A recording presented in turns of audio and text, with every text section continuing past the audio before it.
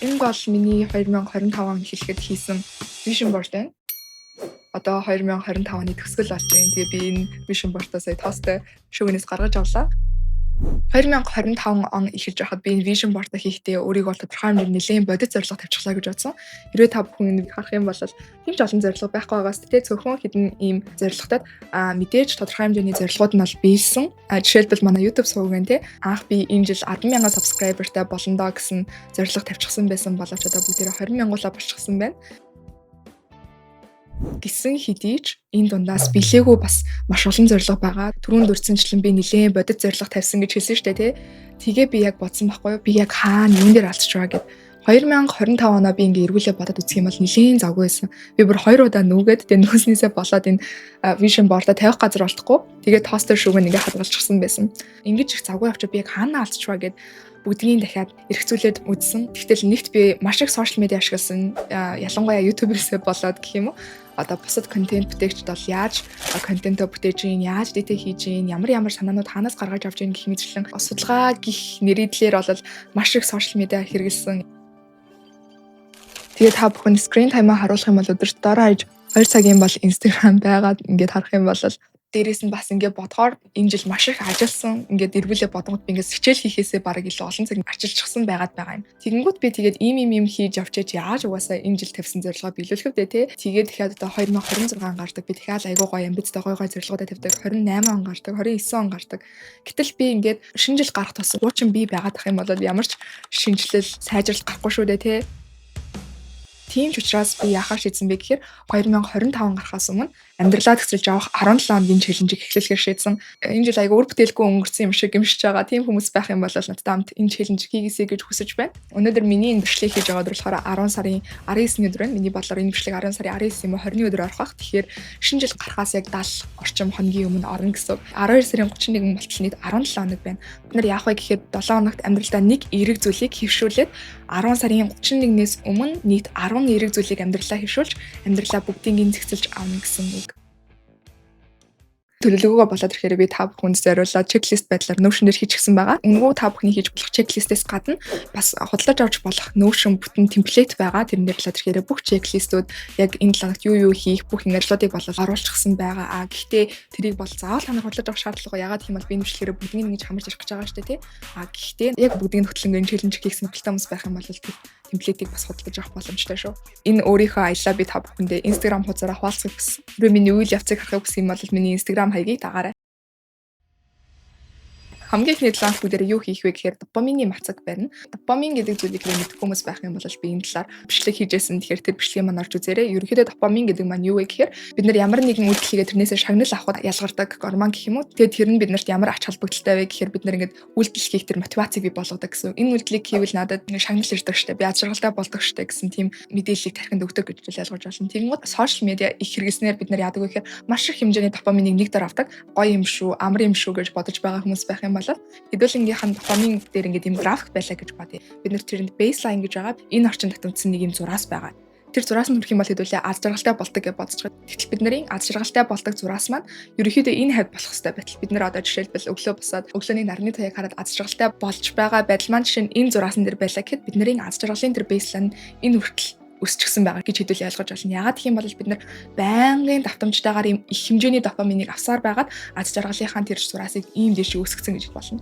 Тэгмүүд Instagram social хэрэгснээр бид нар тэр өдрийнхөө хамгийн зүгээр л baseline буюу байх ёстой тэр хэмжээнд ингэж хүргэж амьдрдаг гэх юм уу. Тийм учраас энэ baseline-ыг буцаж доош авчрахын тулд би буцаад өглөө босоод нар хараас юмсал найзтайгаа уулзаад аз жаргалтай болдог болохын тулд энэ зураасаа буцаагаа доошоо буулгаж ирэх хэрэгтэй.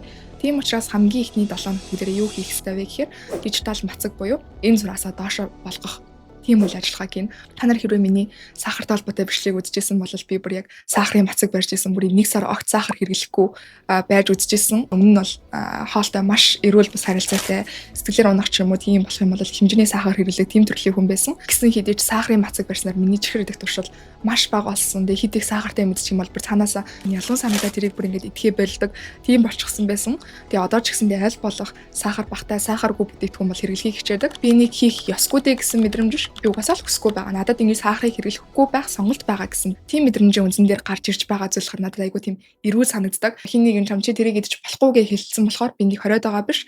Би энийг өөрөө цаанаасаа идмэргүй байгаа болохоор би энийг идэхгүй байгаа гэдэг тэр мэдрэмж. Тийм учраас надад допамины мацаг ч гэсэндээ бас болох болов гэж бодож байна. Өмнө нь ч гэсэндээ би бараг л ер нь допамины мацагтай шахуу байдаг гэсэн юм. Gap year авч байхдаа би бол ерөөсө хөгжмөр сонсдоггүй байсан. Энэ бүр айгүй экстрим сонсогдож магадгүй. Гэхдээ хөгжмөр огт сонсдоггүй байсан. Ягаад гэвэл хөгжим сонсно гэдэг чинь миний сэтгэл санааг бүр ингээд ийм болгоч. Тэгэнгუთ би ингээд дараа нь хөгжим сонссны дараа хичээл хийх юм бол би ингээд төвлөрч чадахгүй.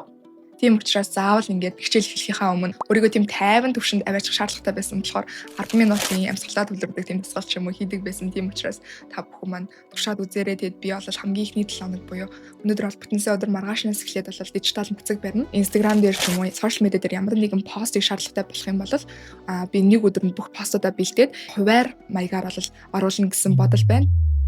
Atomic Habit гэдэг номыг уншиж байсан хүмүүс байх юм бол альва муу зуршлыг алга болгохын бол хүн хийхэд хэцүү болгох хэрэгтэй гэж бол гардаг. Тийм учраас миний хувьд тэгэхээр Instagram-ыг аягүй хэрэглэдэг учраас Instagram-ыг нэг утсан дээрээс устгах нь тэгээ орох шаардлагатай болох юм бол энэ iPad дээр орё гэсэн бодол байгаа. Ягаад тийм л iPad ч амар том баггүй шүү дээ. Арай бага хэрэглэх байх гэж бодож байна. Хоёрт би яахаар шийдсэн бэ гэхээр та бүхэн миний өмнөх бичлэгүүдийг үзчихсэн бол энийг мэдэх бах те энэ болохоор утасны хорог альва муу зуршлаас салахын тулд бол нөгөө муу зуршлаа хүлийн зөвшөөрөх хэрэгтэй гэж үг байдаг шүү дээ. Одоо жишээлбэл арх удаг хүн байх юм бол би арх удаг хүн гэдгийг хүлээн зөвшөөрөхөөс бол тэр муу зуршлаа хаях эхэлнэ гэж ярьдаг. Тийм учраас миний хүлээн зөвшөөрсний илрэл бол энэ хорог байна. Унтахаасаа 1 цагийн өмнө бол энэ хоргондоо бол уцаа хийгээд унтна гэсэн төлөвлөгөө байна. Хөгжмийн хувьд ирэхээр би угаасаа хөгжим сонсдоггүй. Гэхдээ бол хөгжим огт сонсохгүй байна гэсэн үг ерөөсөө биш. Өмнө нь би яадаг гэсэн мэхээр огт хөгжим сонсохгүй байжгаад яг хэрэгтэй үедээ заримдаа ингээд 7 хоногт нэг удаа ч юм уу айгу энергигүй болцсон үедээ хөгжим сонсдог гэсэн. Тэгэнгუთ бид нар өдөр болгон хөгжим сонсно гэдэг маань айгу тийм энгийн зүйл биднэрт байгаа шүү дээ. Тэгтэл бид нар сонсохгүй байжгаад нэг хөгжим сонсох юм бол тэр хөгжим үнэхээр намайг аз жаргалтай болгодог гэсэн. Яг тэр дуртай дугаа яг тэр үедээ дахиад ингээд сонсох юм бол өдөр болгон сонсноос илүү 7 хоног байжгаад нэг удаа ингээд сонсох нь нийт допамин ялид ингээд доошоо буцчихсан байгаа шүү дээ. Тийм учраас миний аз жаргалтай болоод ингэж төвшин ингэж зохиход бол амархан байгаа гэсэн. Хоёр дахь 7 хоногт хэдүүлээ юу хийх вэ гэхээр attention span буюу анхаарал төвлөрлөө засна. Тэгээд та бүхэн deep work гэдэг номыг сонсч ирсэн байх юм бол альва зүйлийг төвлөрч ирэх юм бол анхаарал төвлөрөөгүй байгаа үеийнхээс хэд дахин илүү үр дүнтэйгээр хийж чаддгаа гэдгийг бол мэдэх баг. Тэгэхээр миний хувьд ирэхээр би 25 минут ч юм уу 50 минутын помдаар аргыг юусоо хийж чаддаггүй. Альва юмыг хийхээр 2-3 цаг бол ингэж сууж хийдэг, яг ингэж гүн төвлөрч хийдэг. Тэгэхгүй бол ингэж 2-ын хооронд 20 минут 30 минут хийх бол би бол тийм сайн төвлөрч чаддаггүй. Гэхдээ хүн болгоны тэгж юм хийх арга барил бол өөр. Орчин үеийн завгүй хүмүүс яадаг вэ гэхээр айгүйх ажлыг зэрэг хийдэг. Хоол иж явахад уцаа ордог ч юм уу, зургтаа үзэнгээ дахиад уцаа орлдог ч юм уу тий. Гэх мэтчлэгээр маш олон үйлчлэг ингэж зэрэг хийж байгаа нь бидний тархины төв төвлөрөхийг сулруулж байдаг. Тэгээ бид нар ингэж айгүй олон зүйлүүдийг зэрэг хийж байгаа дахиад нэг юмнаараа төвлөрөх гарангууд тэгэхээр хэл сурах гэдэг юм уу. Дахиад хичээлээ хийх гэдэг юм уу төвлөрч чадах байдаг. Тийм учраас attention span-аа хэдүүлээ буцааж засах хэрэгтэй. Энэ аргууд манлаад ирэхээр indestructible гэдэг энэ номнаас л гарч ирсэн арга. За энэ ном дээр болохоор юу гэж ярьдаг вэ гэхээр хүн альва зүйлийг яг гүн төвлөрсөн үедээ бол хамгийн үр бүтээлтэйгээр хийдгээ гэж бол ярьдаг. Энэ маань юу гэсэн үг вэ гэхээр би одоо жишээлбэл хичээлээ хийж сууж агаад эндээс гэж миний одоо анхаарлыг ингэж булааж авч гарч ирээд эндээс нэг найз гарч ирж ингэж юм хийх юм бол би тэр зүйлийг хийж чадах байсан тэр потенциалаасаа илүү бага потенциалаар хийдгээ гэсэн үг. Хүн байх албагүй тий одоо жишээлбэл бидний утас байна тий би одоо энэ чи хичээлээ хийгээд ингэж сууж байгаа надад нэг notification ирлээ. Энэ маань болохоор миний анхаарлыг ингэж булааж авч идэг гэсэн үг. Тэгээд миний энэ дээр төвлөрч ингэж хийх байсан тэр үр бүтээлтэй байдлыг бууруулад би энэ дээр нэг цаг ажиллаад дуусгасан эмийг би 2 цаг 3 цаг ингэж хийдэг гэсэн. Тэгэхээр би энийгээ болохоор 2 дахь 7 хоногт бол янзлахаар шийдсэн. Сошиал медиаг бол бид өмнөх 7 хоногт хасчихсан байгаа тий. 7 хоногт 3-аас 4 өдөр болоод сошиал медиагаас л зайгаа авна. 2 талаад ирэхээр бүх notification унтраана. 3 талаад ирэхээр түрүүн хэлсэнчлэн нэг дор маш олон таскыг хийхгүй, multitasking ерөөсөө хийхгүйгээр нэг удаадаа нэг ажлаа хийн гэсэн. Өглөө би босоо шүдэ явааж байгаа зөвхөн шүдэ авангаа бүсээ самдахгүй гэсэн. Хоолоо идэхдээ би зөвхөн хоолоо идэн уцаа харахгүй гэсэн. Тэгэхээр нэг юмдаа төвлөрөж өөрийнхөө attention span буюу анхаарал төвлөрлөө заснаа. За ингээ 3 дахь 7 хоногт бид юу хийх вэ гэхээр мэдрэлийн системийн удирдан. За энэ маань юу гэсэн үг вэ гэхээр бид нар ингээд өглөө босоод байнгын яараад байнгын чинь нэг юм хийх хэрэгтэй юм шиг тийм мэдрэмж байдаг штэ тий. Энэ маань болохоор бидний тархинд маш их ачаалал болж өгдөг. Тийм учраас өөрсдийгөө тайвшруулах, өөрсдийгөө ингээд би аюулгүй байгаа шүү, би юм дайнд орж байгаа биш шүү гэдэг тэр мэдрэмжийг бүгдээрээ тархиндаа өгөх нь чухал. Ялангуяа том хотод амьдарч байгаа хүмүүс бол маш завгүй өдрүүдийг өнгөрүүлдэг, байнгын хүмүүстэй уулздаг, цамтаа уурлаж ингэж явдаг. Тийм учраас тархиа амраах 7 хоног бол 3 дахь 7 хоног. Тэгээ тархиа амраахын тулд бид нар юу хийх вэ гэхээр өдөрт 3-5 минут ингэж биеэ скан хийн. За тэр маань л тэгэхээр бясалгал байж болно. За бясалгал гэхээр заавал шашны бишкийг бол одоо бүгдээрээ мэддэг болсон баг тий. Бясалгал хийхдээ бид нар яаж болох вэ гэхээр амьсгал дээрээ төвлөрж болно. Толгойн оройноос хөлний үзүүр хүртэл ингэж гүйлгэж болно. Гэх мэтчлэнгээр биеэ ажиглаж 3-5 минут бол доор хаяж тайван байна.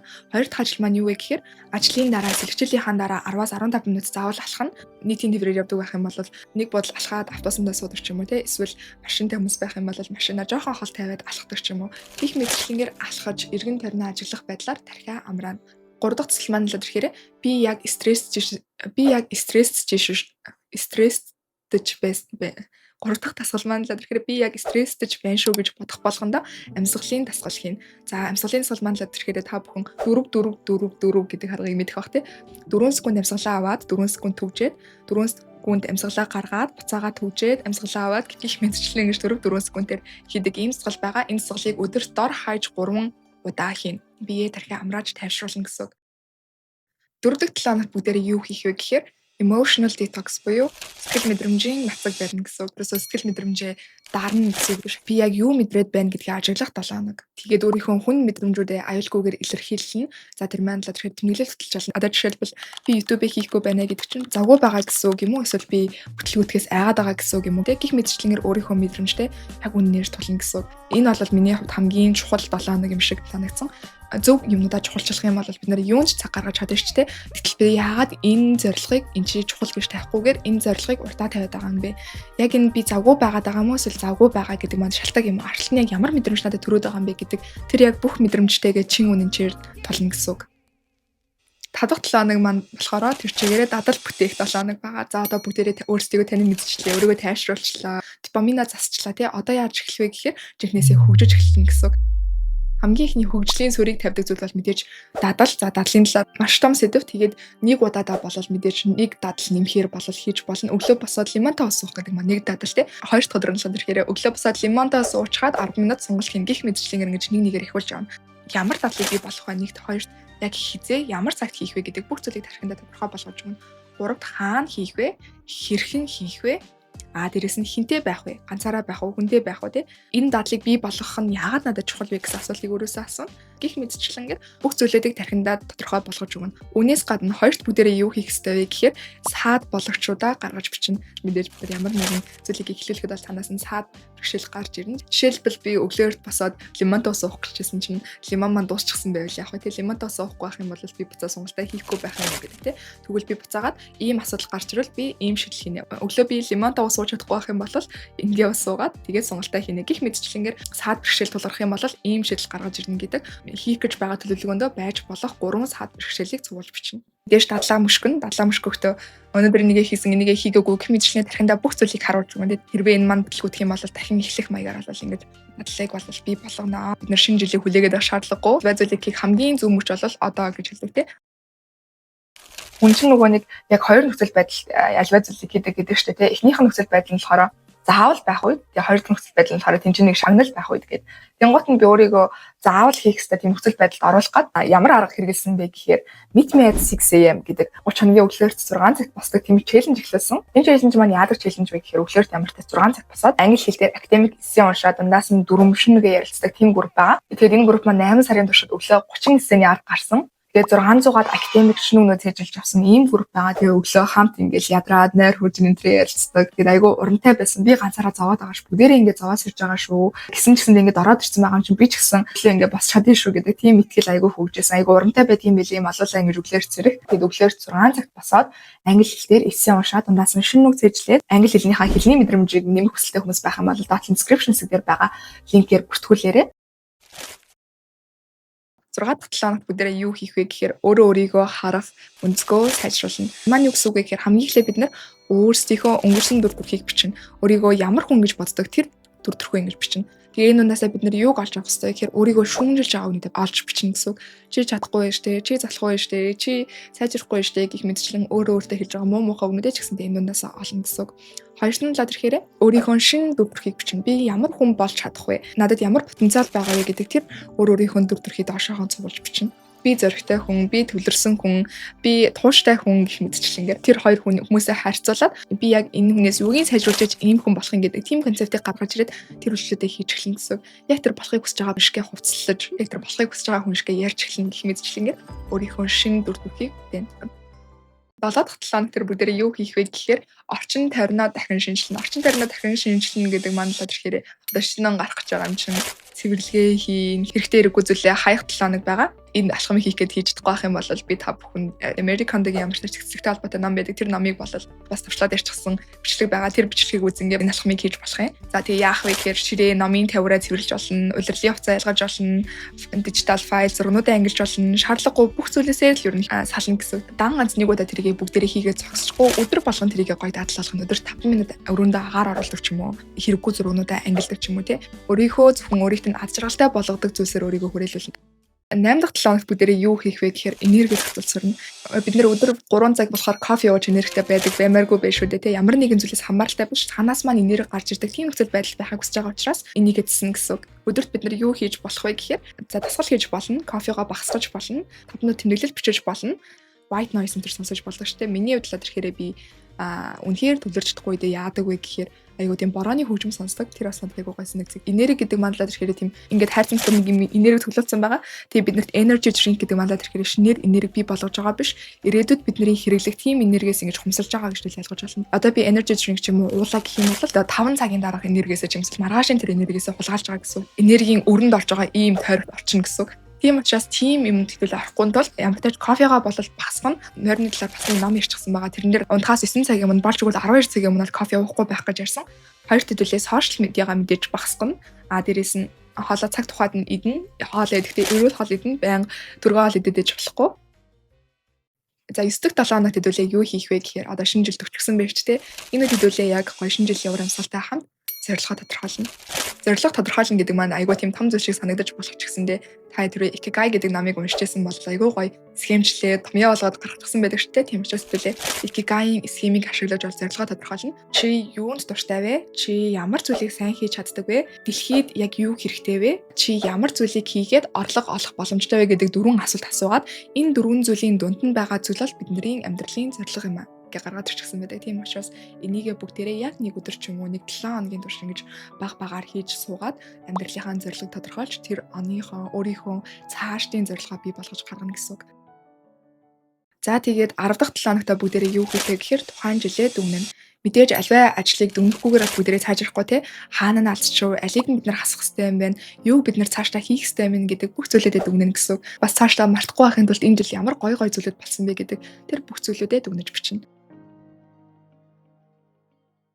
За ингээд 17 хоногийн маань төлөвлөгөө дуусч байна. Тэгээд би энэ төлөвлөгөө болгоноор бол тусад нэг бичлэг хийхийг бол зорж байна. Өнөөдөр болоод ирэхээр эхний 7 хоног буюу дижитал детоксийн 7 хоног болох учраас хүн допамины талаар ашиглан хийчихсэн тэр бичлэгийг үзээрэй. Энэ 17 хоногт бол бүгдээрээ амьдралаа цэцгэлж аваасаа гэж бол би хүсэж байна. Би ч гэсэн амьдралаа цэцгэлж аммаар байна. Энэ бичлэг ч гэсэндээ энэ үртлээсэн та бүхэнд амжилт хүсье. Тэгээд дараагийн бичлэгээрээ уулзцгаая.